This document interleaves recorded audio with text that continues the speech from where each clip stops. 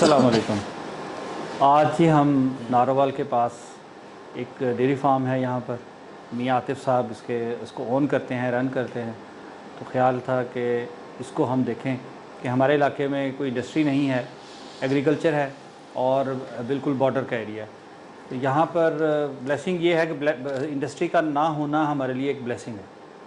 तो आज आतिफ़ साहब से पूछते हैं कि इनका ये तजर्बा जो है डेयरी फार्म का, ये इनको अभी तक कितने अरसे से कर रहे हैं और अभी तक इनका एक्सपीरियंस इसमें क्या है, और अगर कोई नया फार्मर इसमें आना चाहे और फार्मिंग करना चाहे, किसी किसान को ये क्या मशवरा देंगे कि इसमें आम बिज़नेस से हटकर क्या आउटपुट है, और ज़राअत जो हम ट्रेडिशनल करते हैं, गंदम लगा ली, मुंजी लगा ली, उसके बाद जो उसके मुकाबले में इनका क्या एक्सपीरियंस है। तो अभी इनसे तारुफ़ पूछते हैं, अपना तारुफ़ ये ख़ुद करवाएंगे और उसके बाद फिर अगली डिटेल शुरू करते हैं। अस्सलाम वालेकुम। वालेकुम अस्सलाम। जी, मैंने नाम तो आपको बता ही दिया नवीद भाई ने। मियाँ आतिफ़ धबलीवाला में, ये हमारा नारवल डिस्ट्रिक्ट में छोटा सा टाउन है। तो उसमें हमने 2017 में जो है ये बिज़नेस स्टार्ट किया था और 2018 के एंड में जो है हमने इसको ऑपरेशनल किया था। और अल्टीमेटली ये बिज़नेस थोड़ा सा डिफरेंट है दूसरे बिजनेसेस से। इस बिज़नेस में आप फर्स्ट 3 इयर्स जो है प्रॉफिट का नहीं सोच सकते, और ये भी डिपेंड करता है कि आप कितनी इन्वेस्टमेंट के साथ इसमें आ रहे हैं।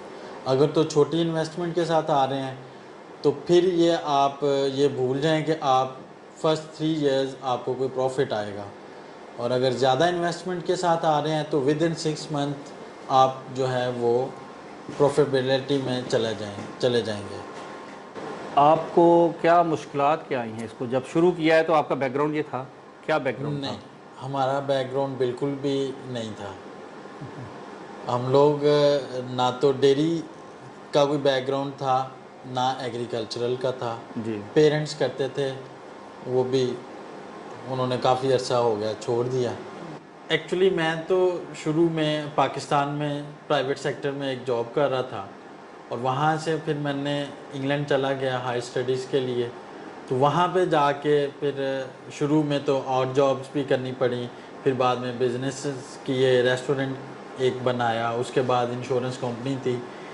तो वो करते करते एक वहाँ पे बिज़नेस का आइडिया तो हो गया था। आप कह सकते हैं कि यहाँ पाकिस्तान में अगर माइंड बंद था तो वहाँ पे जाके खुल गया। तो उससे थोड़ा सा आइडिया था कि यार बिजनेसेस किस तरह करना है। तो पाकिस्तान में आगे फिर तो कुछ काम तो करना था, कारोबार करना था।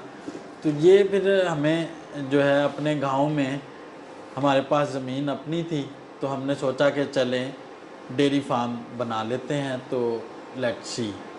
तो आप बता रहे हैं कि आपका बैकग्राउंड ये नहीं था एग्रीकल्चर नहीं का, था। तो फिर तो काफ़ी मुश्किलात हुई होंगी शुरू में, स्टार्ट में? स्टार्टिंग में एक थोड़ा सा हुआ, लेकिन ये था कि इंग्लैंड का एक्सपीरियंस जो था उसने काफ़ी मुझे जो है ना मोटिवेट किए रखा कि इतना मुश्किल काम नहीं है, विद इन 2-3 मंथ्स आप सीख जाओगे। कोई रॉकेट साइंस नहीं है कि आप काम नहीं कर सकेंगे। तो बिस्मिल्लाह पढ़ के तो स्टार्ट कर दिया। शुरू में हमारा फैटनिंग का था। ठीक। तो उस यानी स्टार्टिंग में गोश्त के लिए बछड़े पालने का? गोश्त के लिए। अच्छा। यस। तो वो हमने एक फार्म भी विज़िट किया। वो फार्म भी देख के अच्छा लगा कि यार इन्होंने अच्छा चलाया है, लेकिन उसमें थोड़ी सी मुश्किलात थी कि एक सर्कल जब बन जाता है तो आपको एनिमल जो है हर वीक जो है ना परचेज करना पड़ते हैं। ठीक। तो वो मेरे लिए मुश्किल काम था। फिर हम आ गए डेयरी पे। तो इस दौरान मुख्तलिफ लोगों से हम लोग मशवरे करते थे डेयरी फार्म का, बल्कि हमें लोगों ने डराया कि ये काम बहुत मुश्किल है, ये आप लोगों से नहीं होना। बल्कि एक बंदे ने डायरेक्ट हमसे पूछ लिया कि आप दूध में पानी डाल सकते हैं कि नहीं। हमने कहा हम तो एक कतरा भी नहीं डालेंगे। तो उन्होंने कहा बस फिर आपने डेयरी का काम नहीं शुरू करना, आप फैटनिंग का ही करें। बिल्कुल। लेकिन बाद में हमने देखा कि यार ये ज़रूरी नहीं है कि पानी डाल के ही आपने सक्सेसफुल होना है, बगैर पानी के भी आप काम कर सकते हैं। तो देखते हैं क्या होता है, अल्लाह ताला बरकत डालेंगे। तो फिर हमने बिस्मिल्लाह पढ़ के तो स्टार्ट कर दिया कि नहीं यार, हमने पानी नहीं डालना, हम लोगों को जो है खालिस दूध जो है वो प्रोवाइड करेंगे, तो अल्लाह ताला इंशाल्लाह बरकत डालेंगे। तो वो हमने फिर स्टार्ट कर दिया बिज़नेस। तो अभी कितने साल हो गए हैं इसको चलाते हुए? ये इसको प्रॉपर जो है ना, फर्स्ट शिपमेंट जो आई थी हमारी 2019 दिसंबर में, तो ये ऑलमोस्ट आप कह लें कि 3rd ईयर लास्ट मंथ ही चल रहे हैं। तो 3 इयर्स जो हैं इस बिज़नेस में वो डिफ़िकल्ट होते हैं हमारा, क्योंकि छोटे लेवल पे है। अगर इसको हम 200 प्लस एनिमल पे करते तो वो और सिनेरियो होता है कि यार इसमें प्रॉफिट जो है आपको 6 मंथ बाद शुरू हो जाता है। हमने 25 से स्टार्ट लिया था, तो वो हमें अभी तक जो है डिफ़िकल्टीज़ आ रही हैं। मंथली हम अपना जो एक्सपेंसेस हैं वो थोड़ा सा मुश्किल हो जाता है। और अगर दूसरी साइड पे हम देखें तो हमारे पास 50 एनिमल्स हमने परचेज किए थे, ठीक है। तो 50 ही हमारे पास एनिमल फीमेल और आ गए हैं। अपने जी। इस फार्म की प्रोडक्शन है वो? फार्म की प्रोडक्शन है। ठीक है। तो हम समझते हैं कि यही हमारी जो है कामयाबी है, यही हमारा प्रॉफिट जो है मेन, वो हमारे एनिमल हैं वो अंदर ऐड हो गए हैं। तो अब नेक्स्ट जो है वो हमारा मल्टीपल होते जाएंगे एनिमल्स, और हमारा जो कैपिटल है वो भी डबल हो जाएगा। तो हम एक हद तक इसको एक हद तक तो नहीं बल्कि कहेंगे कि बहुत ज़्यादा कामयाब होंगे, क्योंकि हमारे एनिमल अगर हमने 2 करोड़ के परचेज़ किए थे तो 2 से 3 करोड़ के एनिमल अब ऐड हो गए हैं हमारे बिल्कुल 3 इयर्स में। और नेक्स्ट 4th ईयर में जो है 3 से 4 करोड़ के 4th ईयर में ऐड हो जाएंगे। ऐड हो जाएंगे। तो अल्टीमेटली हम वो उसको अच्छे की तरफ लेके फिर मेरा ख्याल है कि यहाँ पर चलेंगे। हमारे इलाके में नेस्ले ने जब ये मोटिवेट करना शुरू किया था कि फार्मिंग स्टार्ट करें, तो मिल्क कलेक्शन यहाँ पर एक यूनिट बनाया था, बहुत सारे लोगों ने इन्वेस्टमेंट की। वहाँ पर भी कुछ लोग ऐसे थे जो खुद बैठे हैं बैरून मुल्क, उन्होंने इन्वेस्टमेंट यहाँ पर करवा दी और डेयरी फार्म बन गए। कुछ अर्सा बाद वो सारे बंद हो गए। फ्लॉप हो गए। वो उस आपकी बात से मुझे लग रहा है कि क्योंकि कैश नज़र नहीं आता इसमें, बिल्कुल इसमें इन्वेस्टमेंट जो की है वो बढ़ती चली जा रही है, प्रॉफिट कैश में आपको प्रॉफिट कैश में जो है आपके पास जो आना है दूध से आना है। दूध से आना। और दूध जो है स्ट्रेस पीरियड भी होता है, जून जुलाई अगस्त सितंबर, उसमें दूध आता नहीं है लोगों के पास। हमारे एरिया में एक इशू ये भी है कि ज़मीनें लोगों की कम है। अच्छा। और यहाँ पे ज़मीन भी जो है इतनी, वो कह लें मेज़ जो कि साइलेज के लिए यूज़ होता है, तो वो यहाँ पे मेज़ के लिए ज़मीन कोई अच्छी नहीं है। यहाँ पे प्रोडक्शन कास्ट जो है मेज़ की वो बहुत ऊपर चले जाती है, और फिर बाहर से लीज़ के ऊपर आपने ज़मीन ली होती है। ठीक। तो वो भी एक फैक्टर है कि हमारा एरिया जो है मेज़ के लिए अच्छा नहीं है, बिल्कुल। तो साइलेज बाहर से लेना पड़ता है। तो हमारी जो प्रोडक्शन कास्ट है, और एक साहिवाल या चीचा वतनी या उकाड़ा में बंदा बैठा हुआ है, उसकी मेज़ की कास्ट और हमारी में 30-70% का फ़र्क है। तो ये मकई के बगैर फार्मिंग हो नहीं सकती, या क्या वजह है, मकई क्यों इतनी ज़रूरी है? मेज़, क्योंकि मेज़ में प्रोटीन लेवल जो है ज़्यादा है, और एनिमल खुश होकर भी खाता है। ठीक है। और पाकिस्तान में इसके अलावा कोई और ऐसी चीज़ नहीं है कि जिसको हम स्टोर करके तो जानवरों के लिए सेव कर सके। तो मेरे ख्याल में वो मेज़ ही ज़्यादा बेहतरीन है। ज़्यादा उसमें न्यूट्रिशन पाकिस्तान ज़्यादा है। में ज़मीनें कम हैं, ग्रेजिंग हो नहीं सकती, ठीक। ग्रीन फोडर भी बहुत कम होता है, तो वो मेज़ ही सूट करता अभी है। आप साइलेज डालते हैं सारा? अभी हम साइलेज डाल रहे हैं, साथ वंडा डाल रहे हैं, ठीक। साथ मिनरल डाल रहे हैं। ग्रीन फॉडर भी साथ चलता रहता है? ग्रीन फोडर सीजनल होता है।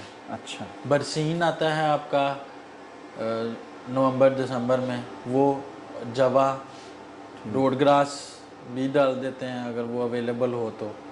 और लूसन भी जो है एक, उसमें भी प्रोटीन लेवल जो है काफ़ी ज़्यादा है, तो उसकी जो है वो भी आप यूज़ कर सकते हैं अगर उसको ड्राई करके तो सेव कर लें। अगर आप उसमें हे उसको कहते हैं, वो बिल्कुल, हे बना हे लेते हैं। अगर बना लें हम तो वो भी आप कह सकते हैं कि वो भी बाद में मेज़ के साथ मिक्स करके तो दी जा सकती है। तो अभी जो दूध है आपके, माशाल्लाह से अभी जानवर जो हैं वो काफ़ी ज़्यादा हैं, और उनका दूध कितना होता है, वो क्या यहाँ लोकल सेल हो जाता है? और ये बदकिस्मती है हमारे फिर सोसाइटी की कि हमारे एरिए में, बल्कि पाकिस्तान में ही, कौज़ के दूध को लोग ज़्यादा पसंद नहीं करते। जी। लोगों में एजुकेशन की बहुत कमी है, और दूध लोकल हमारा जो है 10 से 20% जाता है, या उस टाइम जाता है लोकल जब लोकल मार्केट में दूध शॉर्ट है। शॉर्टेज होती है। हालांकि हमारा दूध इस टाइम पूरे नारोवाल में एक ही डेयरी है कमर्शियल। भैंस के दूध से और गौ के दूध जो बाहर मार्केट में है उससे सबसे अच्छा हमारा दूध है। इवन हम लोग नेस्ले को दूध दे रहे हैं, नेस्ले के अपने रीजन में भी सबसे ज़्यादा फैट और एलआर और सबसे बेहतरीन दूध जो है वो हमारे फार्म का है उनके पास। बिल्कुल बिल्कुल तो ऐसा। इसके बावजूद लोग जो हैं गौ के दूध को पसंद नहीं करते, वो भैंस का दूध ज़्यादा यूज़ करते हैं, इसलिए हम मजबूरन जो है वो नेस्ले को देते हैं। हमारी कोशिश तो यही होती है कि यार हम लोकल लोगों को खालिस चीज़ दूध जो है वो प्रोवाइड बाकी करें। दुनिया में तो गाय का दूध ही पिया जाता है, बल्कि वो ये आपको पता ही है पाकिस्तान आप रह में के आए हैं क्या है। इंग्लैंड में, तो वहाँ तो पर तो पाकिस्तान में जो है लोग सुनी सुनाई और एक लाइन में लगे हुए हैं, बस उसी में लगे हैं, भैंस को छोड़ ही नहीं रहे। पूरी दुनिया ने छोड़ दिया। जी बिल्कुल। गोरों का तो ये सुना है ना कि उनको कहें कि जी भैंस का दूध, तो वो हैरान होते हैं कि भैंस का दूध पिया जाता है, क्योंकि कॉन्सेप्ट ही नहीं है। दूध जो है वो गाय का ही है। काउ फार्म्स हैं, बफलो तो ये हमारी रीजन की एक है, वहाँ पर तो जंगली भैंसें होती हैं। इस तरह भैंस काले जिस तरह पाली जाती है वो नहीं है। मैं 7 ईयर्स इंग्लैंड में रहा हूँ, मैंने एक कभी भी वहाँ पे भैंस नहीं देखी। कॉज देखी हैं, और कॉज का ही मिल्क है वहाँ पे अवेलेबल है, और भैंस का दूध मैंने हमारे यहाँ शॉप्स पे भी नहीं है। यहाँ पे भी अगर कोई बीमार हो जाए, जिसको स्टमक की प्रॉब्लम हो जाए, छोटे बच्चे बीमार हो जाए, उनको कहा जाता है कि आप गाय का दूध, वो तलाश करके फिर वो डॉक्टर्स एडवाइस करते हैं कि गाय का दूध पिएं। जितने भी चिल्ड्रन स्पेशलिस्ट हैं वो यही कहते हैं कि आप बच्चों को गाय का दूध पिलाएं। हमारे पास लोग कुछ आते हैं, अभी मैं आपको अगर बताऊं तो हमारे एरिया में ज़फ़रवाल में एक फर्टिलाइज़र के डिस्ट्रीब्यूटर हैं बहुत बड़े, तो वो स्पेशल लाहौर हमारा गाय का दूध लेके जाते हैं, क्योंकि उनकी अम्मी को डॉक्टर ने कहा है कि गाय का दूध इनको दें। अच्छा। तो वो ये कहते हैं कि यार बाहर से हमें खालिश दूध नहीं मिलता, हम लोग एलिया डेयरी से लेके जाएंगे दूध, और वहाँ पे लाहौर DHA में दूध वो जा रहा है हमारा। और कुछ लोग वैसे भी आ जाते हैं, उनको डॉक्टर्स कहते हैं कि अपने बच्चों को जाके आप गाय का दूध दें। मार्केट में फिर ये भी बदकिस्मती है कि मार्केट में गाय का दूध मिलता ही नहीं है आपको। गाय का दूध मिक्स कर देते हैं भैंस के दूध के साथ, और वो अगर किसी को चाहिए गाय का तो वो मिलता नहीं है। तो वो फिर लोग हमारे पास आते हैं कि यार हमें जो है प्लीज़ आप। तो ये जो फार्म आपने बनाया उसमें कितने पोर्शन हैं, क्या क्या कुछ है? जब गेट से हम एंटर होते हैं तो इनको किस तरीके से रखते हैं, मैनेज कैसे करते हैं इसको? यस, इसको मैनेज करना भी एक जो है साइंस ही आप कहेंगे। अच्छा। काफ़ी मुश्किल काम है इसको मैनेज करना, इतना इजी नहीं है आम आदमी के लिए। तो इसके लिए हमने एक तो मैनेज करने के लिए एक वेटरनरी डॉक्टर हैं, और साथ उनके असिस्टेंट हैं एक, ठीक। और ख़ुद मैं मैनेज कर रहा होता हूँ साथ में। आप गेट से एंटर होते हैं तो एंटर होते सार ही पहले तो हमने वहाँ पे मेक श्योर करना होता है कि जो भी बंदा बाहर से आ रहा है वो कोई डिज़ीज़ अंदर ना लेके आए। ठीक। उस डिज़ीज़ उसके लिए जो है हमने बाहर हमारे सेफ्टी मेजर्स और बायोसिक्योरिटी के लिए हमने कोई केमिकल यूज़ करते हैं कि जो बाहर से लोग आ रहे हैं वो कम से कम अपने शूज़ जो हैं बाहर से वो ठीक करके आए, शूज़ के साथ उनके जो है ना वो बीमारी ना हो। बाहर हमने उसके लिए चूना और मेडिसिन लगाई हुई है ताकि वो अंदर कोई बीमारी ना आ सके। अगर आप गेट से एंटर होते हैं तो गेट से एंटर होते ही आपके यहाँ पे लेफ़्ट साइड पे जो है ये न्यूबॉर्न बेबीज़ हैं, इनके लिए स्पेशल डाइट होती है। इनको हम 3 मंथ्स जो है दूध पिलाते हैं और इनको वंडा और व्हीट स्ट्रा वो देना होता है। इसके अलावा इनको ना साइलेज देते हैं 3 मंथ्स, ना ग्रीन फोडर किसी किस्म का। उससे आगे आप आएँ तो इसी लेन में आगे जो है वो 3 to 9 मंथ्स हीफर्स आप कह लें उनको, वो हैं। उनके लिए साइलेज और लो प्रोटीन वंडा है वो खा रही हैं। फिर अगर आप आगे आते हैं तो आगे हमारे ड्राई एनिमल हैं जो प्रेग्नेंट होते हैं और ड्राई होते हैं। उनके लिए हमने, क्योंकि 2 मंथ्स उनको ड्राई रखना होता है, 7 मंथ के बाद उनको ड्राई करते हैं। 2 मंथ बिफोर काविंग उनके लिए स्पेशल डाइट का प्लान है हमारे डॉक्टर्स ने रखा हुआ, वो उनको देते हैं ताकि उनकी अंदर की एनर्जी और अंदर कैल्शियम और बच्चा जो पैदा होने में गाय को मुश्किलात पेश आती हैं तो वो सारा उसके अंदर की एनर्जी और उसके तो ये डाइट छोटे बच्चे की जो 3 मंथ्स हैं उनकी अलग बनती है अलग, और दूसरी यस और तीसरी इनको आप मैनेज करते हैं? यस, तीनों ग्रुप्स की फीड जो है वो डिफरेंट है हमारे पास। उसके लिए हम इसको चारा डालने के लिए TMR वैगन है जिसमें हमारा staff TMR for total mix ration, ठीक है, मशीन है। है। तो वो उसको उसमें डाल देते हैं, तो उसमें 3 ग्रुप्स में जो है ना 3 टाइम्स अ डे 24 आवर्स हम उसको जो है वो अच्छा, फीडिंग दिन में 3 दफ़ा करते हैं? यस, बड़े एनिमल को भी छोटे एनिमल को? बड़े एनिमल्स को भी और छोटे एनिमल्स 3 दफ़ा चारा टाइम्स। ठीक है। तो उसके जो राइट साइड पे जो बड़ा पैन है इसमें क्या है? यहाँ पे जो है ये हमारे सारे मिल्किंग एनिमल्स हैं। इस टाइम हमारे पास 39 एनिमल्स हैं मिल्किंग पे। इनमें हमारे पास फर्स्ट 3 मंथ्स जिनकी काविंग हुई है वो ग्रुप है। एक हमारा ग्रुप है मीडियम जो 15 से 25 है, ठीक, और प्रेग्नेंट भी हैं वो 4 से 6 मंथ्स वो प्रेग्नेंट हैं। एक हमारा ग्रुप है कि वो जानवर प्रेग्नेंट भी हुए हैं लेकिन उनकी मिल्क प्रोडक्शन जो है वो थोड़ी है, और वो ज़्यादातर एनिमल्स वो जर्सी हैं। जर्सी क्योंकि कम दूध देता है तो उसके लिए उनको हमने अलहदा रखा हुआ है। उनका फीड प्लान डिफरेंट है, हाई वालों का डिफरेंट है, मीडियम वालों का डिफरेंट है। एवरेज आपकी क्या रहती दूध की साल में मैक्सिमम कहाँ तक जाती है? क्या लेते हैं? मैक्सिमम अभी तक हम 26 पे गए हुए हैं। 25 जो है वो डॉक्टर्स कहते हैं कि आइडियल है किसी भी फार्म के लिए प्रोडक्शन जो है। तो वैसे अगर आप देखें तो हमारे पास एक कोस का ग्रुप है जो वो है 28 पे चल रहा है, एक 18 पे चल रहा है, एक 13 पे चल रहा है। तो ओवरऑल आजकल की मैं आपको बता देता हूँ, क्योंकि आजकल अभी स्ट्रेस पीरियड ख़त्म हुआ है तो इंशाल्लाह होप दैट कि ये इंक्रीज़ करेगी। मैक्सिमम किसी गाय से कितना दूध लिया आपने? मैक्सिमम हमने 38 तो मिल्किंग तो आप करते हैं पार्लर पे, उसमें कैसे मैनेज करते हैं? किस तरह कंट्रोल पता चलता है कि किस जानवर ने डेली कितना दूध दिया है? उसके लिए हमने 3 टाइम्स हमारी मिल्किंग होती है।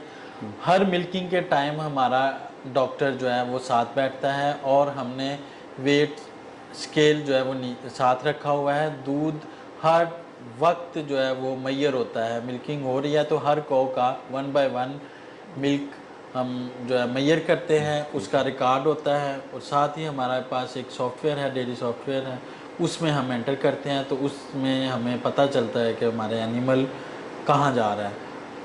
हमने उसको जो है बीमार तो नहीं है, उससे मिल्किंग से हमें काफ़ी चीज़ें फिर पता चलती। लेकिन हमारे तो लोगों का ख्याल है कि मतलब डेयरी फार्म का नाम सुन के तो कंप्यूटर उसके साथ तो अजीब सी बात लगती है। तो इसका मतलब है आपकी मैनेजमेंट काफ़ी बेहतर है जो आप इसको सॉफ्टवेयर और कंप्यूटर पे इस्तेमाल करते हैं। इसके बगैर क्या मुमकिन है? इसके बगैर तो बहुत ही मुश्किल है। अच्छा, जब से शुरू में हमने सॉफ्टवेयर नहीं लिया था तो काफ़ी प्रॉब्लम्स आ रहे थे हमसे। कॉज का हमने देखना है कि यार इसने कितना दूध दिया है, इसको हमने क्या ट्रीटमेंट दिया है, कब काविंग हुई है और इसके बच्चे कौन से हैं। तो वो काफ़ी इशू था रिकॉर्ड में। तो छोटे लेवल पे तो हो जाता है, जब इतने बड़े लेवल पे है तो फिर आपको एक प्रॉपर जो है सॉफ्टवेयर ही चाहिए। सॉफ्टवेयर तो चाहिए। जब से हमने सॉफ्टवेयर लिया है तो अब हमारी फिंगर टिप्स के ऊपर होता है कि कौन सी कॉ जो है हमें प्रॉफिट में जा रही है, कौन सी कॉ जो है वो लॉस कर रही है, तो हमने उसको कल करना है या सेल आउट लोकल मार्केट में कर देना है। वो बिल्कुल ठीक। काफ़ी हेल्पफुल है सॉफ्टवेयर। और सॉफ्टवेयर ने, आप समझ लें कि सॉफ्टवेयर ने हमारी 90% टेंशन जो है वो अब ख़त्म कर दी है। कोई भी डिसीजन लेने में हम जस्ट सिंगल क्लिक के ऊपर जो है ना वो रिकॉर्ड आ जाता है हर कौ का, वो उसने कितना दूध दिया है, कितना चारा खाया है, कि क्या उसका ट्रीटमेंट है, उसको एआई कब हुई है, उसकी काविंग कब हुई थी, उसने बच्चे कितने दिए हैं, तो वो सारा रिकॉर्ड हमारे पास होता है। ठीक ठीक ठीक। तो उसको अभी किस इसकी सफाई का जो इंतज़ाम है फार्म की, जी, वो कैसे करते हैं? सफाई बहुत ज़रूरी है इन जानवर्स के लिए। सफाई अगर नहीं होगी तो अल्टीमेटली बीमारियां आएंगी तो आपका मेडिसिन का बिल जो है वो ऊपर जाएगा, और हो सकता है कि आपके एनिमल भी एक्सपायर होना शुरू हो जाए। तो सफाई के लिए हमने, सफाई के ऊपर हम कोई कंप्रोमाइज़ नहीं करते। हमारी स्ट्रेस पीरियड में 5 टाइम्स स्प्रे होती है जर्म्स के लिए, और साथ मच्छर है, कीड़े हैं, फ्लाइज हैं, सबके लिए जो है 5 टाइम्स स्ट्रेस पीरियड में हम लोग स्प्रे करते हैं। और नॉर्मल जो है 3 टाइम्स हमारी स्प्रे होती है, ठीक। ताकि कोई जर्म्स, कोई मच्छर, कोई मक्खी, वो जो है वो उसको हम कंट्रोल कर सकें। कर सकते और साथ में हम लोग 3 टाइम्स ही इसको क्लीनिंग होती है, इसकी वॉशिंग होती है, फीडिंग एरिया की भी और स्टैंडिंग एरिया की। और इवन बंकर्स जो हैं उनकी भी, उनकी 2 टाइम्स जो है वो सफाई करता है स्टाफ, ताकि जानवर कंफर्टेबल फील करे। अगर गंदा है तो जानवर भी जो है वो कंफर्टेबल फील नहीं करता, और वो प्रोडक्शन में भी फिर फ़र्क आ जाता तो है। मिल्किंग दिन में 2 टाइम करते हैं, 3 टाइम? मिल्किंग हम 3 टाइम्स करते हैं, 3 3 टाइम करते टाइम्स। हैं। वो कैसे मैनेज होती है? उसके लिए हमने 2 शिफ्टें बनाई हुई हैं, ठीक है। 12-12 घंटे की 2 शिफ्टें हैं। उसमें हमारा स्टाफ जो है वो मैनेज कर लेता है। एक अर्ली मॉर्निंग 4 o'clock होती है मिल्किंग, एक 12 o'clock होती है, और एक इवनिंग में 8 o'clock होती है। अच्छा, 8 o'clock है। यस। ठीक। मॉर्निंग वाली जो है वो सर्दियों में मुश्किल होती है, otherwise through out the year जो है वो नॉर्मल होता है, उसमें कोई इशू नहीं। तो ये जो मिल्किंग का टाइम है, इसके कमी बेशी ऊपर नीचे हो जाता है और होने से कोई जानवर को फ़र्क पड़ता है? इसमें काफ़ी फ़र्क पड़ जाता है। अगर आपने 20-25 आधा घंटा पहले ले आए हैं जानवर, तो हो सकता है आपका दूध जो है वो प्रोडक्शन कम हो जाए और डे की। और अगर आपने लेट कर दिया है तो फिर भी हो सकता है कम हो जाए। लेट में दोनों पॉसिबिलिटीज़ होती हैं कि दूध ज़्यादा भी उसका 24 आवर में हो जाएगा और कम भी हो सकता है, डिपेंड करता है कि कितना लेट है। अगर ज़्यादा लेट है तो वो जानवर भी तकलीफ़ में आता है, तो जब तकलीफ़ में आएगा तो अल्टीमेटली वो प्रोडक्शन में फिर फ़र्क पड़ेगा। प्रोडक्शन में फ़र्क पड़ेगा। तो इसका मतलब है कि 24 घंटे की ड्यूटी है ये। 3 टाइम अगर मिल्किंग हो रही है तो प्रेजेंस यहाँ पे फिर वो जो डॉक्टर हैं वो रखते हैं? हाँ, मैं जो है मॉर्निंग में 9 से 10 जो है फार्म पे होता हूँ, और रात को मैंने जाना है 11-12, हो सकता है 1 भी बजे। एक दफ़ा मैं फार्म पे आ गया हूँ, फिर जाने का कोई टाइम नहीं। अच्छा। वो आपने शुरू में एक बात की थी कि जब आपने फार्म शुरू किया तो आपको लोगों ने बड़ा डराया। यस। तो अब आप भी लोगों को डराएंगे या कहेंगे कि इसमें आ जाएं? नहीं, हम डराते नहीं हैं लोगों को। हम लोग कहते हैं कि छोटी कम इन्वेस्टमेंट के साथ इस बिज़नेस में नहीं आना आपने। ठीक। एटलीस्ट आपके पास 100 मिलियन हो तो फिर बिज़नेस स्टार्ट करें, अदरवाइज़ ना करें। क्योंकि अब प्रोडक्शन कास्ट बहुत ऊपर चली गई है, तो वो अगर आप 2-4 करोड़ रुपए से स्टार्ट कर लेते हैं तो 2 करोड़ का आपका शेड ही बन जाएगा। और जब तक आपने आना है एनिमल्स के ऊपर, तो एनिमल्स के लिए पैसे आपके पास कम बचेंगे।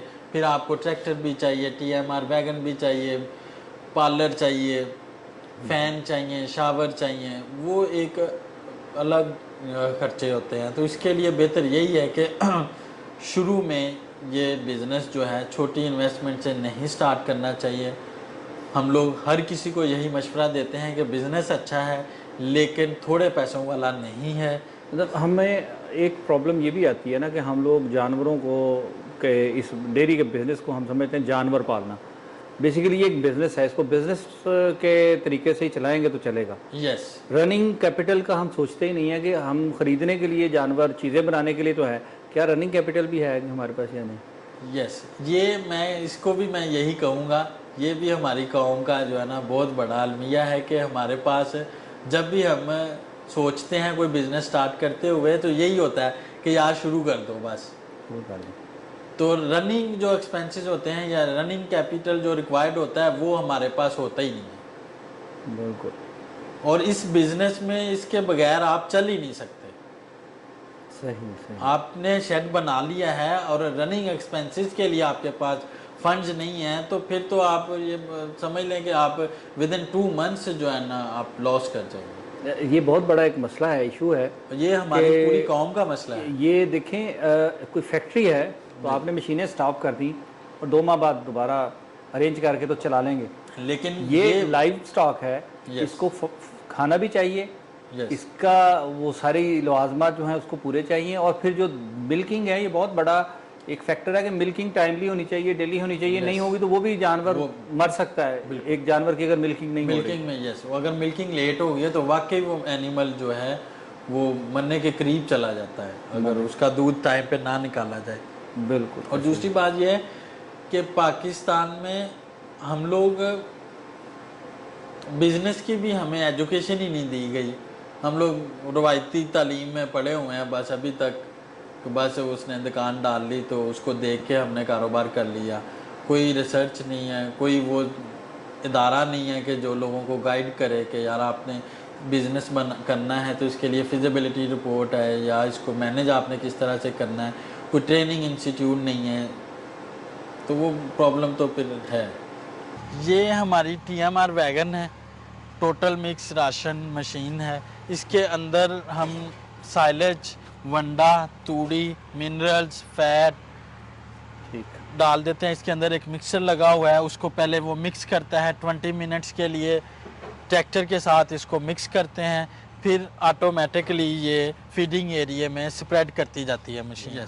चलें, अब अभी हम 2 चीज़ों से फिर महरूम रह जाएंगे।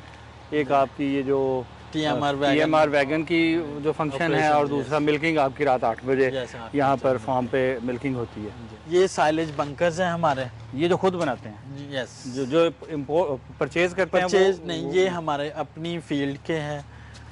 तो ये हमने जो है लास्ट ईयर बल्कि इसी साल जून में बनाया है।